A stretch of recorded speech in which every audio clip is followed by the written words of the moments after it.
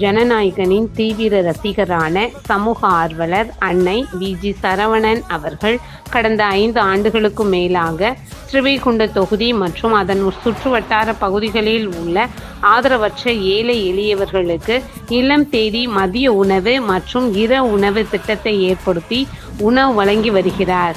இந்நிலையில் தமிழக வெற்றிக் கழகத்தின் 5 கொள்கை தலைவர்களுள் ஒருவரான சமூக ஆர்வலர் அஞ்சலை அம்மாளை கொள்கை தலைவராக அறிவித்ததன் ஈர்ப்பால் தமிழக வெற்றிக் கழகத்துடன் இணைந்து தமிழக வெற்றிக் கழக தலைவர் தளபதி திரு விஜய் அவர்களின் ஆசையுடன் கழக பொதுச் செயலாளர் அண்ணன் புஷி என் ஆனந்த் அவர்களின் வழிகாட்டுதலின்படியும் 29/1/2026 அன்று 1325வது நாளாக ஏரல், உண்டியலூர், ஸ்ரீவைகுண்டம், கோட்டைக்காடு, சிறுதொண்டநல்லூர் மற்றும் கீழமங்கலக்குறிச்சி அதன் சுற்று வட்டார பகுதிகளில் உள்ள 163 ஆதரவற்ற ஏழை எளியவர்களுக்கு தமிழக வெற்றிக் கழகம் தூத்துக்குடி மேற்கு மாவட்டம் ஜனநாயகனின் தீவிர ரசிகரான சமூக ஆர்வலர் அன்னை வி.ஜி. சரவணன் அவர்களின் சார்பில் மதிய உணவாக முட்டையுடன் கூடிய குருமா குழம்பு சாப்பாடு வழங்கப்பட்டது.